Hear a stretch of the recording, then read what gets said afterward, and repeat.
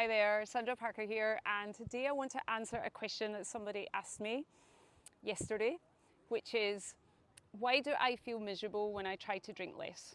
Right now, I love that question because immediately when I heard it, it reminded me of all the times I tried to do dry January, sober October, dry July, miserable March, whatever you want to call it, right? And I can remember how miserable I felt, right? I would read this stuff about, you give up alcohol and you bounce out of bed, you've got so much energy, your skin changes every day, right? And I would be like, oh, this is going to be amazing. And it wasn't. Right, I would go out, I would be annoyed at people that were drinking, I would feel miserable, I'd be miserable company.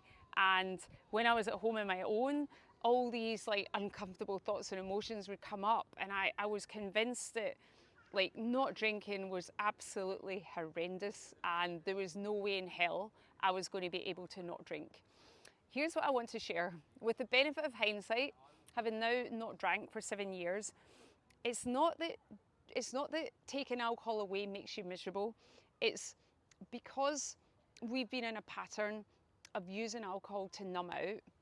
If we don't realise that, when we try to give up alcohol on our own, we generally don't have a plan, right? We just, right, I'm going to stop drinking.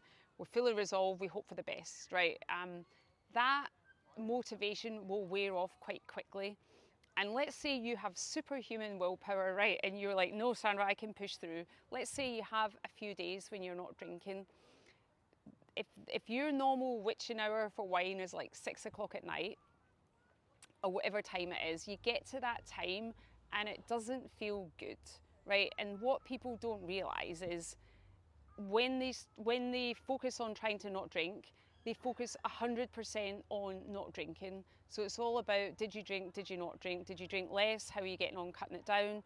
And there's nothing about why you're drinking in the first place. So when I work with clients, I never ask them to stop drinking right away. Now, some of my clients do, and that's fine, that's right for them, but a lot of them, what we do is we reduce it over time. The reason that we do that is because at the same time as we're reducing how much they drink, I'm working with them one-to-one to find out the reasons why they were turning to alcohol in the first place.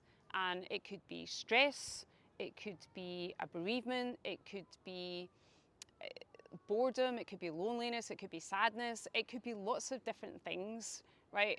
But if we only focus on the behavior, then it's going to feel really tough, because when we remove the substance, we realize all the things that we were numbing out from.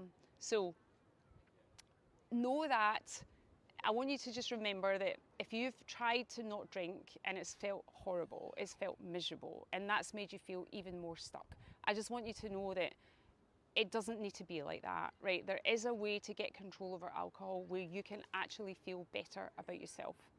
There is a way to get control over alcohol where we can tackle the root cause at the same time, so that not only are you like tackling the thing that you were trying to use the alcohol to hide, you're actually tackling it rather than hiding it.